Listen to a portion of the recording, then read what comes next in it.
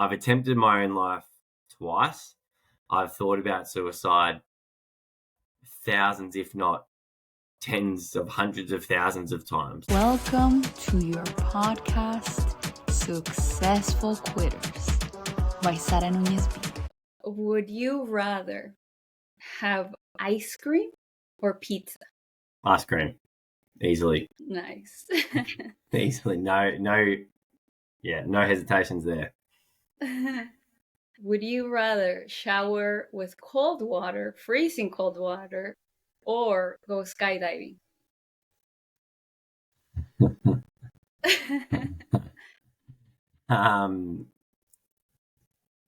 Neither. I'll go That was a tough skydiving. one, huh? I'll go skydiving because Well, I will expand on that. I think I would step Yeah. out of a shower very quickly, but I think I can get pushed out of a plane. So nice. Would you go visit Egypt in the summer for vacation, or would you rather go to Alaska in the winter? ooh, that's a good one. I'd rather go to Alaska in the winter. Oh, wow. Yeah. Must Yeah. be beautiful out there. At least a nice view you'll get. I don't handle heat very well. Yeah, So. me either. Welcome to the second episode of Successful Quitters. This is a podcast that explores the different things individuals have had to quit in order to be successful in their professional arenas as well as their personal lives. And today I have the honor of having a great guest, and I'm very thankful to have you here. He has heavily struggled with depression. Through that, he became a mental health advocate within the last 8 years, roughly. And he has a podcast by the name of Power, Strength, and Vulnerability.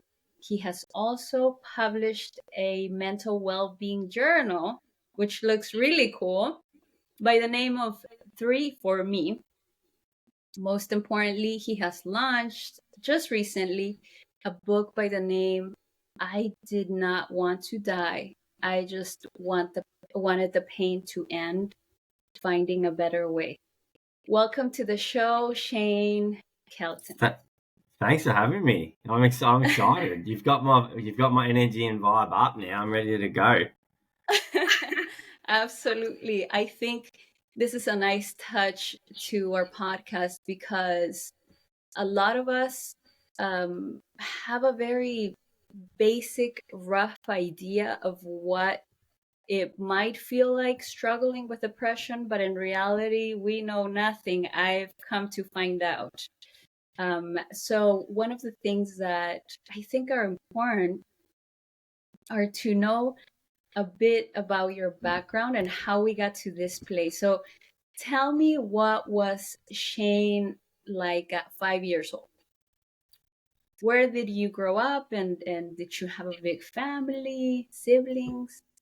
Yeah, I love that as a starting point because we all have different experiences and trauma and background and stuff. But for me, when people think depression and suicide and anxiety, they think a really traumatic upbringing. But I didn't have that at all. I was in a very loving home with my parents, and I had one younger brother, 2 years younger than me, and grew up surrounded by extended family. So I grew up in Melbourne, Australia, and it was a typical, I would say, pretty normal Australian home where we played sport in the backyard. AFL, for those that don't know that, have a look it up. AFL in winter and cricket in summer. So two sports not commonly known across every country around the world. And yeah, it was typically a really great childhood. I was happy. I speak about this when I talk. I had two dreams. One was to be a dad, and one was to be an actor. I later in life found out I was no good at acting. So yeah, you have these dreams, but yeah, I was like any other kid, sporty, loving family. I was very, very fortunate. Nice. Very nice. By the way, side note, I think acting is a skill you can develop. So there's still hope if that was your dream. Was there, did you have a hero? It was Ooh. it, did you have a hero, and would it be one of your parents, or was it someone else that you looked up to? I think it's changed a lot as I grew older, but definitely as a kid, I looked up to sporting people. I I never had dreams to be a sports person or an athlete. I definitely looked up to them and their level of, you don't understand it as a kid, but I think their level of dedication to what they were doing, and it looks cool when they're running around doing something they love. So I probably grew up, my heroes, played for Australia in cricket, and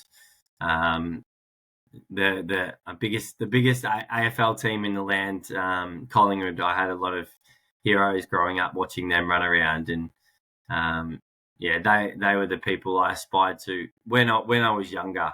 I would say, and as I got older, it was local people I knew, and then family and friends, and that developed over time as well. Nice. I love how you just told us that having any sort of situation with depression, in your case, didn't have anything to do with a trauma that you could at least remember of. Yeah. And I think that's very important, because you think in a household where you have an amazing, father and mother, you're gonna grow up to be the perfect human without having any issues in life. And in reality, we don't know what can trigger those things in certain cases.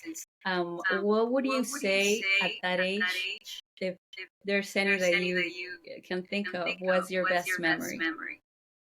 And it doesn't have to be very big, but what would you say was your best memory?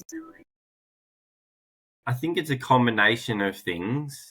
It's there's no sort of memory that stands out, but it's sort of the joy and happiness I had when I would go out into the backyard and play sport with my brother or my friends or my family. And I think as I got older and struggled with my mental health, I probably didn't reflect on how lucky and blessed I was to just be able to go out into my backyard and play the sports with my family and friends. And so it's definitely that, now that I've never thought about that, so I'm really glad you've asked that question. I'll get to go away and think about that today, and I guess that's why I love these conversations, is it because it can lead you in different directions, and for me that's definitely something that I look back with very fond memories, and I dare say my brother and I had lots of arguments and fights out there too, but it's just the overall joy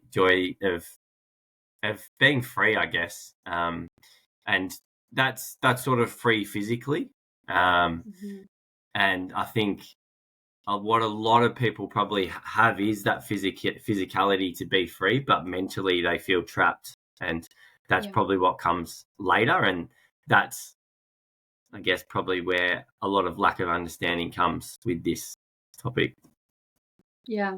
One of the things that you're saying, within your memories is also the fighting with your brother. And I was just reading something a couple of days ago that said that actually fighting with your siblings is healthy, So at that point, you're so little that you don't know that these are being the best memories of your life, basically.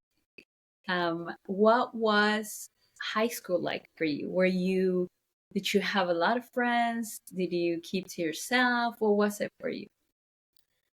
It's high school is where I started to experience suicidal thoughts, and I started with that because I think it's important to recognize that with what I'm about to say, because I was captain of my sports teams. I was doing really well at school. I was playing like representative levels in the sport that I loved.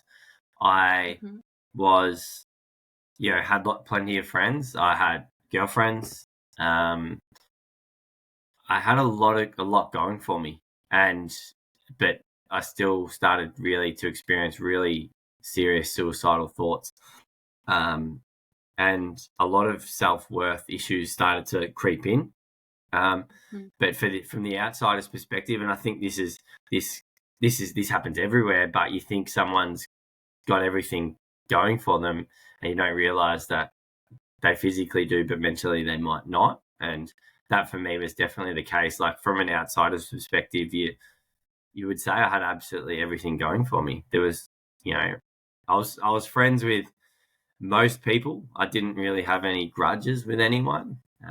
It was high school from an outsider's perspective was brilliant for me. Those early years, and as the end of high school came, that's when a lot of the issues started to surface. Do you think that at that point when you felt that the issue started to be a thing, do you think that having the expectation from what you were going to become, or the people that surrounded you and what you were, and you were a great sports player, and not knowing how you were going to transition into the next stage of life, do you think that kind of like made this situation bigger or harder? It's a great question. I think so much pressure from society is put on people to make decisions between that sort of 13 and 20 years of age, when we know that a male's brain doesn't develop till 25. That we're expected to know what we want to do for the rest of our lives, and we're expected to settle down, and we're expected to do all this. And I think not everyone gravitates towards that, but I definitely felt a lot of pressure. And I wouldn't say it's deliberate pressure. I think it's just the way the world is in certain countries, and you're expected to step up to the mark. And I probably felt, that sense of pressure within myself that I had to know what I wanted to do once I left high school. Like, it was, if you don't know what you're going to do, you won't get into uni, or you won't get into it's college in America, but you won't be able to, you won't succeed. So there's that pressure. If you don't have it all sorted, you won't succeed. And I definitely attached myself to that outcome. Yeah, and the reason why I bring this up is because you were talking about self-worth. And a lot of times, like you say, it's such an important transition, that we're making, and you don't know where you're going, but you know that a lot of people have expectations. So maybe trying to meet those expectations, or thinking that you might not be able to make it makes you feel that, low self-esteem a little bit, just because of the change and the newness of the new stage. Yeah. Right. And I think that happens everywhere and with everything. I think everyone that's worked in a job, your boss has certain expectations of you, but then you have expectations of yourself. And we've got to sort of come to an understanding that unless we know what other people's expectations are, I think we've got to find a middle ground sometimes with that, because I think we sometimes expect too much of ourselves and too much of other people. We've got to lean into the reality of what is. And I know, being a dad now, I see a lot of mums that feel like they're expected to do absolutely everything. And then same with dads, they're expected to go to work, come home, and then be this support person for everyone else around them. And the reality is you can't do that all the time. And same in any job, you can't be perfect all the time. And with friendships, you're not going to get it right all the time. So there's got to be, I think, a society expectation that no one's perfect, and people will make mistakes. And as long as they're trying their best and they're not intentionally trying to hurt people, we probably need to lessen their expectations and live in that reality a little bit more. And that's not just a society thing, that's individual as well. And I know I expect way too much of myself day to day, and that causes a lot of fight or flight. And I think we'll speak a little bit more about fear and what that does to when you want to achieve something as well. So I think it all links in, and it can, when you feel like there's so much expectation and pressure, and you feel like you're drowning, and when you're drowning, you can't succeed. You survive in survival mode, and I think that's what pressure can do. And definitely through those high school years, I felt like I was drowning, and I felt like I was never going to be successful at all. Yeah, and this is amazing to speak of, because there are parents out there that are putting this pressure on their kids, and in teenagers that are putting this pressure on themselves. And I think pressure also comes with sports for boys, for guys. Yeah. And so it's always good to, like you said, relax a little bit and understand that what you thought could be doesn't have to be. Things can change and be a little bit different. What do you remember what your first time when you said, that point where you said, I cannot do this anymore, and you were at that point of attempting suicide? What was it like? What was going through your mind, and what did you do that day? So I guess through a 3 or 4 year period, I was quite suicidal, but never reached the point of attempting it. And I guess through that, what would that mean? Being suicidal but not reaching the point of attempting it. How did that feel? How did that make you feel? And what were you thinking? Because as you go through this, if you're not attempting suicide, you're still living a life, and there are still people surrounding you. So how was this?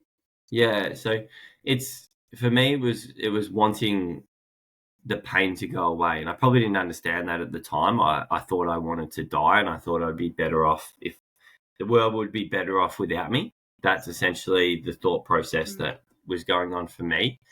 And what stopped me was that I didn't want to put the pain on anyone else. I didn't. If I did action my thoughts, then it would have a severe impact on the people around me. And I guess that's the major difference between what was going on in my head when I didn't action it and when I reached out to people. It was, I guess, the day that I did action it, and the thought process is very, very different. It's very, very scary. And I think we need to be really careful with attaching the words attention seeking to people that feel suicidal, because if they're speaking about it, it's really good, because it's when they're not speaking about it that it's very likely that they're heading down that path. And that was the situation for me. I woke up and I remember trying to think of reasons not to do it, but all I could think of was, if I attempted to take if I took my own life, it would be beneficial for everyone else. And I remember this was at the end of high school. This was at 21, so I'd been out of school for 3 years, and yeah, just found myself. I just didn't know how to get through what I was experiencing internally, and yeah, I woke up, and it's really interesting. Like I speak about in the book, nothing was really going through my head, and it was the scariest 15 minutes of my life, because you are searching for reasons to not go ahead with what you're going to do. Well, that was my experience, and I just couldn't find anything. There was no benefit to me staying alive in that moment. I genuinely felt like that every single one of the people around me were better off without me. And that's, people that don't understand it, I'm really glad they don't understand that. And I hope they don't understand that. But it points to the picture that the individual that gets in that mindset is, they're sick. They're not well. They can't. They're not seeing things as they are. And we're not everyone's going to like us and want us around. But no one wanted me dead. But I didn't see it that way in that time. And that's the scariest part. And I would like to just add on that. Like, I still experience suicidal thoughts 15 years later, but my ability to manage them or work through them or go to my management skills is a lot different because I have experienced them before. And that's, I guess, the scary thing for people who haven't experienced them is they get really frightened by them. They're like, what's this? Where's this coming from? And they don't want to speak about it because there's this stigma that people get scared that they're going to do it. And I can safely say that I've attempted my own life twice. I've thought about suicide thousands, if not tens of hundreds of thousands of times. And that probably points to the picture that not just because someone's thinking about it or feels like it doesn't mean they're going to do it. Like, there's a differential between feelings, thoughts, and actions. And we don't always act on how we feel, and we don't always do what we think. Like, that's across the board. And I didn't know that back then, and I'm really grateful I now know that. You know, if I have one of these thoughts, I'm like, it doesn't mean that. It probably means something else. Does it mean I'm tired? Does it mean I'm stressed? Does it mean I'm in a situation I don't want to be in anymore? Rather than I want to die, it's what in my life is sort of not serving me, or what do I need to look to improve on? And that's, I think, that's one of the misconceptions with suicidal thoughts and feelings is when someone says they're suicidal or they're experiencing suicidal thoughts, we jump to the conclusion that they're about to do it, and that's not always the case. Sometimes they're just feeling trapped within themselves. Yeah. Is there, for you yourself, do the thoughts happen at all times? Has it happened more when you wake up? How does it work? Or all of a sudden in the middle of the day, you felt that way as if you would feel anything else? It's a great question, and it changes. And I think that can be the scariest part about it as well. Through high school, I would have suicidal nightmares. So that meant I didn't want to go to sleep. And then when I woke up, I was extremely exhausted and had that feeling of not wanting to get out of bed or go to school because I was already in this really poor state of mind. As I've got older, it more or less, what I believe I put it down to is it's when I'm reach my capacity of energy levels. So when I don't get enough sleep, when I've burnt the bridge, or when I've let other people down, I get really, I beat myself up and get quite, get really poor thoughts. I don't get suicidal. I get really poor suicidal thoughts. I was at a period only 7 months ago where for a whole day I just couldn't get rid of the thoughts. So I just went and sat at the beach. I just sat by myself at the beach because that felt safe for me. And that's, for me, a really big thing now is recognizing that. And it might be I wake up with the thoughts. So it's recognizing, all right, I need a day to rest. I need a day to rest my mind and allow this stuff to actually, these thoughts and these feelings to actually go through my body rather than fight through my day. And every little thing that annoys me, I get really angry about, which builds it up. Get home, lie in your bed, and you think about it for hours on end again. And that cycle repeats. So for me, it's whenever I start to feel like it, I recognize that for now, it's I've got to rest, or I've got to go back to focusing on me. And 5 years ago, I wouldn't have done that. 5 years ago, the random thoughts would have come in. I would have pushed them down again. And they find a way, if you don't deal with them, to come back up. Yeah, no, for sure. And it's interesting how with time you can recognize a little bit of your triggers, and you can kind of set up a way to put yourself in a better situation, to really put yourself in a place where you can succeed and move on to the next day. I watched a little bit of an interview that you actually had about 4 years ago, I believe.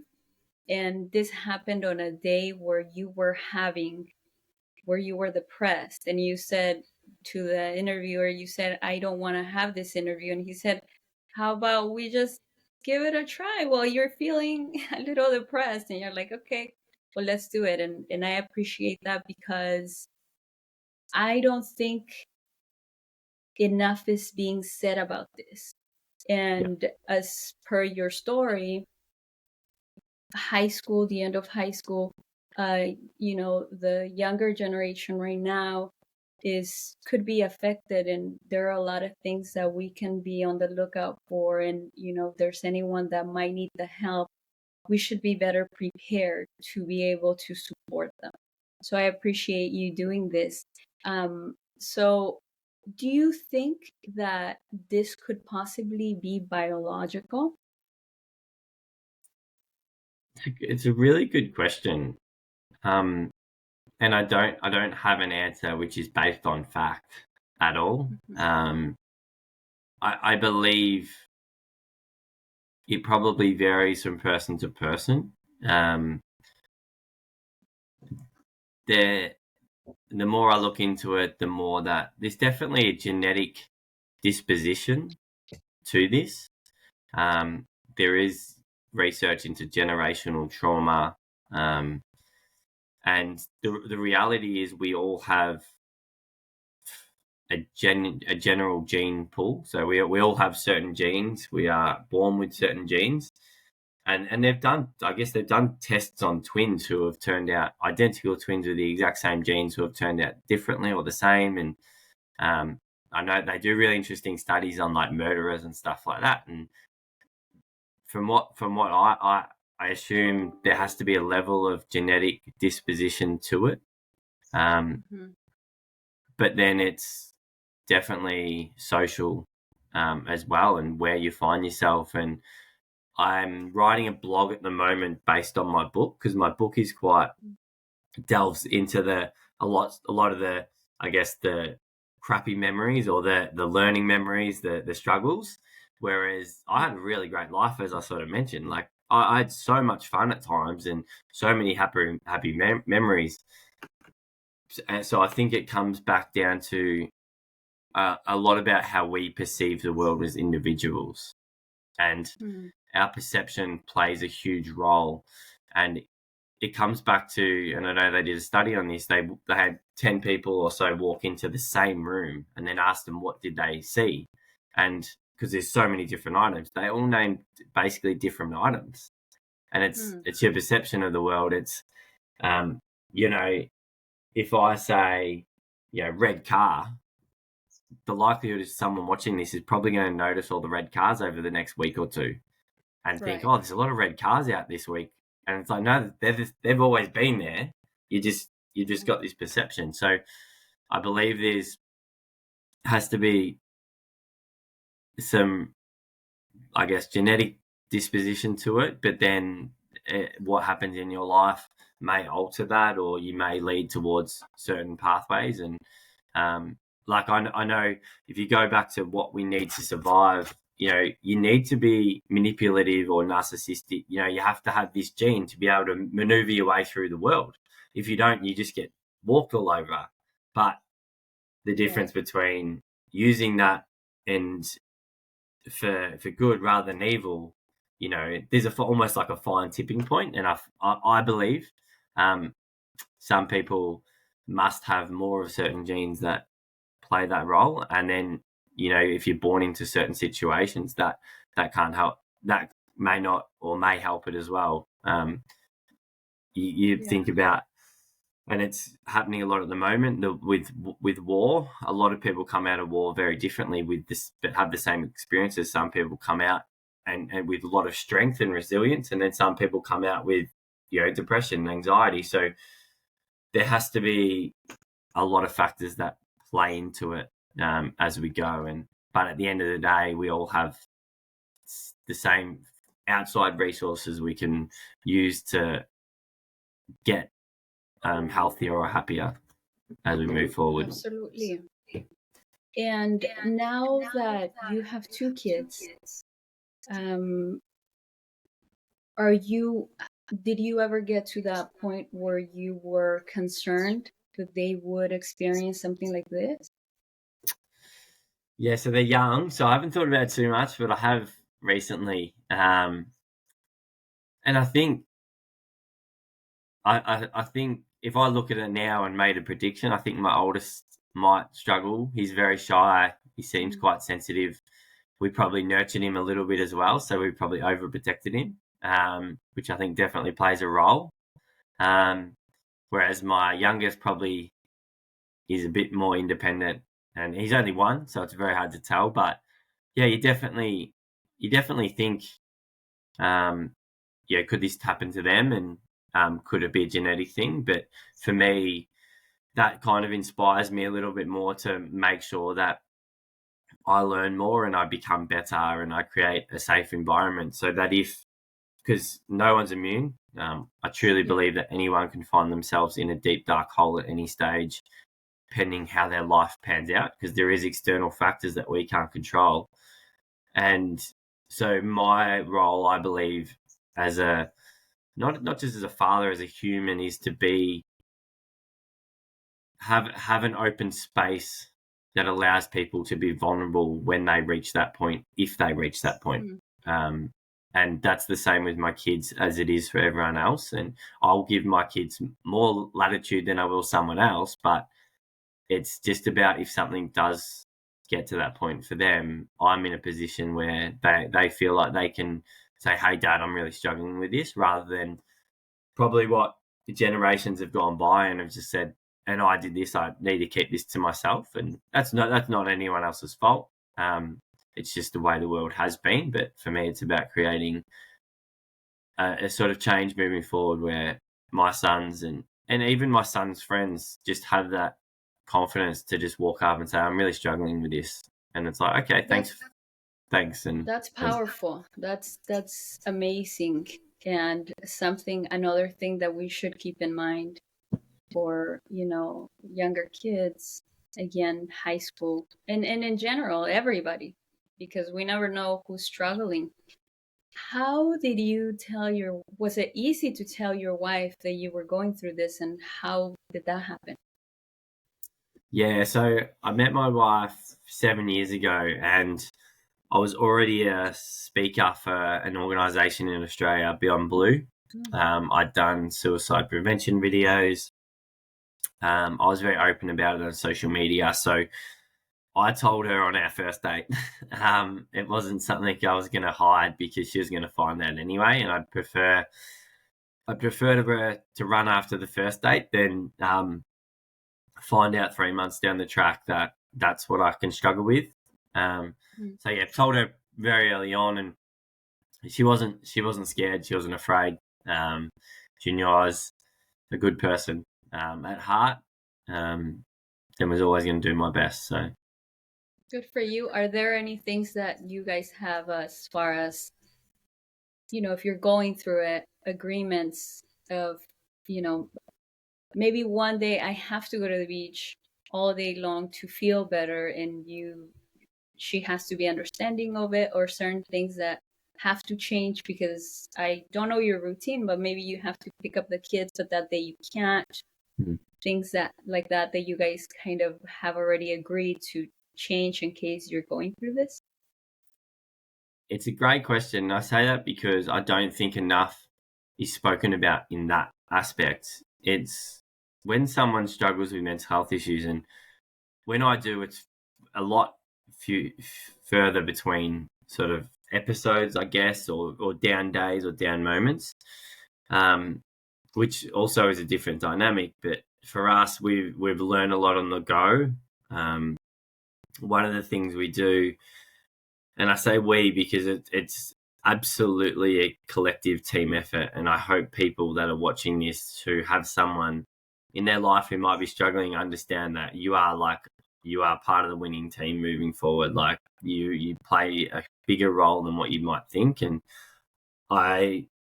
in the book, my mum actually wrote a chapter on what she witnessed and how she experienced that, and it's probably one of the more powerful chapters. And yeah, for my wife, we just communicate as best we can. So if I'm experiencing a really, I guess, dark day, I probably can't verbalize that. So I'll text message her, I'll send an SMS and just say, I'm really struggling. Can you just, bear the load for the day or for the next couple of hours? And what I've found is she then does the same back sometimes too. Like I'll see her, she'll walk off and hide in the bedroom for a couple 10 minutes to get a breather. So I'll grab the kids and take them outside and keep them away. And I think we put too much emphasis on like helping the person with mental health or their mental illness when it's really just being a human being to another human being. And some human beings need more care and more love and more support than others. That's just the reality. And I fall into that category sometimes because my lowest points are lower than what hers might be. So she might need them for like a less amount of time than me. Like I last year I was like, I need a break.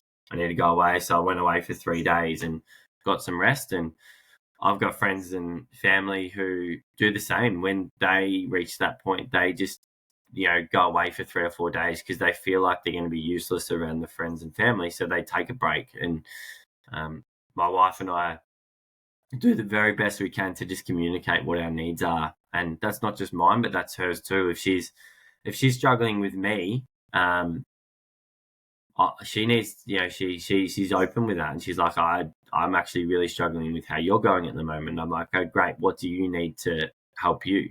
What do we need as a collective to move forward? And I guess to bring it back to the title of the podcast, we don't quit on each other. We look and how we can succeed moving forward. Like it's in that moment, we can both throw in the towel and move on, or we can understand that we're both struggling a little bit and we both just need something. And that's okay.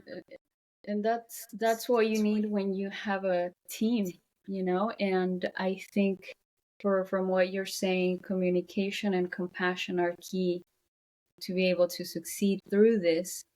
And going back to the topic of quitting, there are great ways of quitting and other terrible ones. And the not quitting ones would be, do not quit your spouse when going through this.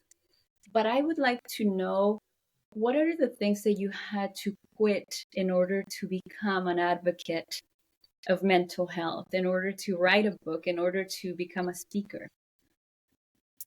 It's funny. It's the thing I had to quit. I'm still not great at, but I think there's so much beauty in that, because my one thing is fear of judgment and fear of what other people might think of me. And that comes back to what I already thought of myself and believing, because what other people think of you doesn't matter unless you believe it. And I've quite often over my extended life, I believed it because I was always that person that thought I wasn't worthy. So I had to really work hard, and I'm still doing it. I had to quit what judgment might come my way and understand that I wasn't going to be perfect. So I had to quit thinking that everything was going to be the best or everything was going to be right, and just literally step into that space and understand I was going to make mistakes. And there's going to be people who read the book and don't find it helpful. I'd like to think every person would get one thing out of it, and I do believe that to a degree, but there's going to be people out there that have a different perception, and that's totally okay. So I had to really step out of my own way and quit the fear of what people might think. And I still struggle with that. Don't get me wrong. Like I've been able to do some amazing things that I'm really proud of, but you still every day you're like, I go into a podcast or I speak at speaking events, and you're like, oh, I wonder if this is the day. And you're like, hang on a minute, like it doesn't matter. You've had negative experiences before, and you've got through them. You're still here. So it's one of those things that you need to quit usually are the hardest things to do in your life. They're the most challenging, and there's a reason you're quitting it. Absolutely. And Oh yeah, and I was gonna say also, because there are plenty of things that we continuously, have to quit, and fear probably is one of the biggest ones. And as long as little by little we're taking, steps to become better. And even sometimes it's not about fully quitting fear, but telling fear, hey, I'm going to do this whether I have you or not. So if you want to go with me, let's go, but I'm Yeah, still going to do it. it's It's part of those things. I love learning more about fear because you understand how important it is to have it. Because if you don't have fear, you just walk across the road and you just get hit by a car, or if you're in a really dangerous situation, you don't care. So you need it, but and this is where genetics plays this part, is it's a part of survival.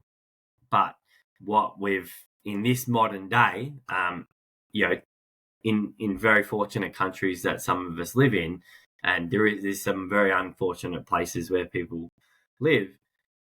In these amazing places where we live, there isn't as much to be fearful of as there was 300, 400 years ago when they lived in caves and animals could attack them.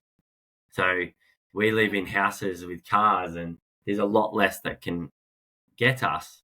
So we still carry this fear response with our day-to-day things, and it's really interesting to learning about that and taking the pressure off of going, hey, like what you're experiencing is actually normal to a degree. You're just like pushing us so far past this spectrum where it's actually becoming unhealthy. And so it's that, as you sort of said, it's that constant reminder of like, hey, fear, just take a backseat for a little bit. We've got this. And I'm quitting for the day.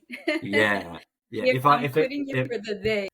Yeah, or for yeah. the hour. If a car's coming at me, come back. But right now, I don't need you. Yeah, and because we don't know what we don't know, what would you say would be a way to, for example, if I met someone and I find out that they're struggling with depression, what would you say would be a way to be able to help, serve, or just be there for them in a way that's non-invasive, that we can actually be a positive impact in their lives?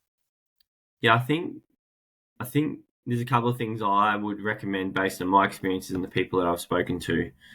The first one is ask them if they want or need anything. So give them the power. If they don't know, you can always suggest things softly. If those two sort of things don't work, just sit in the space with them. If they don't want you near them, hey, I'm going to go sit in another room.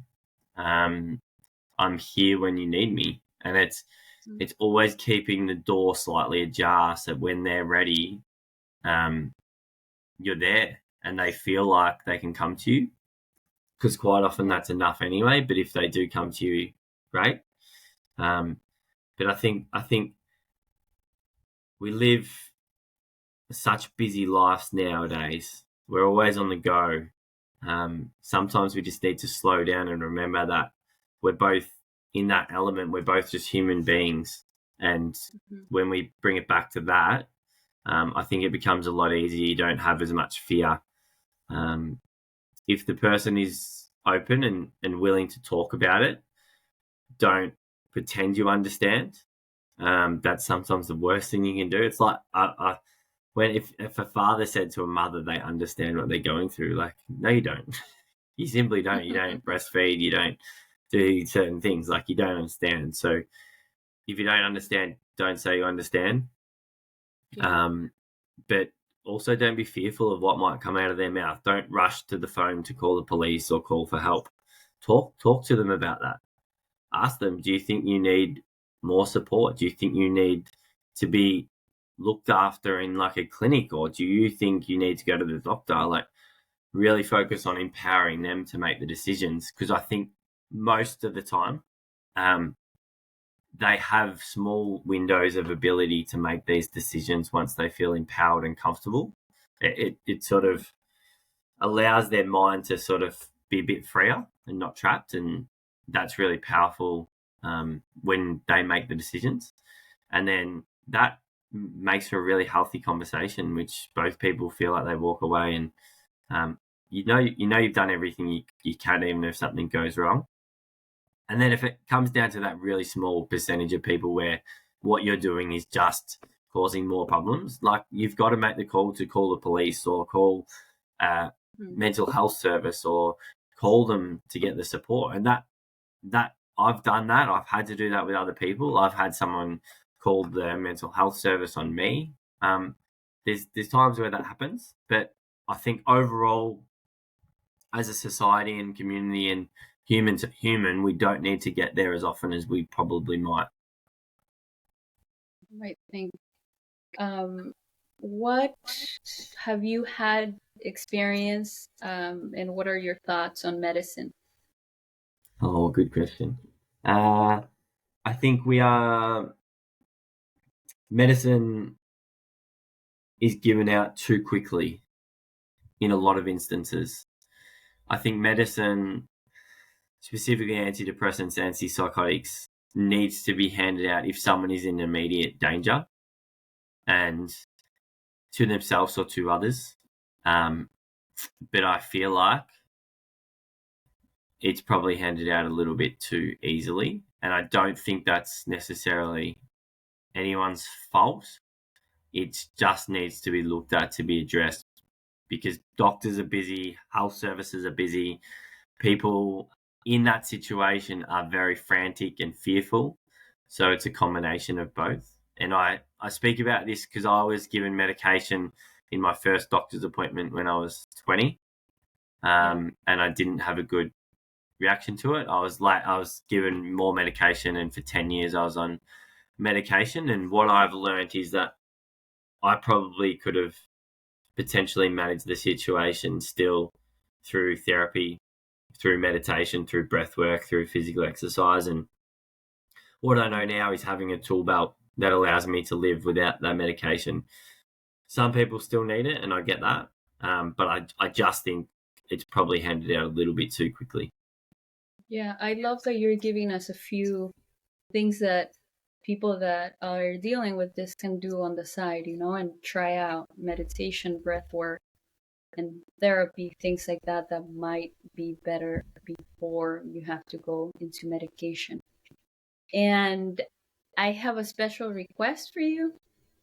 What would you tell our audience? Maybe there's someone out there that will watch this that is the 21-year-old you that's going through this for the first time and watching our podcast or listening to our podcast. If you had 30 seconds to say something to them, what would you say? If you're experiencing thoughts, feelings of suicidation, of feelings of worthlessness, feelings of not being enough, recognize that your mind is playing tricks on you. It's not accurate. It's information which doesn't serve you. There is a lot you can change, and change is scary, but change starts with you stepping out into that space and speaking about it with a therapist or with a friend and with a family member, and getting on a path that can lead you to better happiness and better health. And it's not going to be a perfect road. I like to think that there's a path and you're just off the path for now, and you just need to step back on. And the first step is speaking about it. Amazing, Shane. Thank you so very much for being vulnerable and open and being able to share this and doing this for others. Please, guys, make sure you go ahead and purchase your book. I will do the same thing so that we get a little more insight and we can help people around us. And if you're struggling with this, so that you can have a little more guidance. Where can they actually find you online? I know that Successful Quitters Instagram is already following you, but would you give us your handles? Yes, people can follow my personal account, which is Shane_Kelton, KELTON, or business/personal power_strength_vulnerability. And then my website's Power Strength Vulnerability. The book, I dare say most people watching, is probably best to be purchased just on Amazon, or it will be on others. It's on definitely on other platforms in different countries. I have a full list of them somewhere, but I don't know. I would advise anyone in Australia purchase off my website. That would be cheaper for them. But for those in other countries, definitely purchase on Amazon. And we'll post the link on YouTube. We'll post the links so that you guys have access to it as well. Yeah. So, and yeah, happy to have feedback sent to me as well. I'm not necessarily an expert. I don't think anyone's an expert. I just feel like sharing a story which will potentially help a lot of people, given the stats that we know across the world with this topic. Yeah, no, definitely. And I mean, you experienced it firsthand, so that kind of makes you an expert. And like you said, everyone has different experiences, and I'm glad that you're able to share with the world. You know, if one person can get better, that's already a lot. So thank you so much. This is the end of the second episode. I appreciate your time. It was great speaking with you, and we'll see you guys on the next one. Thank you.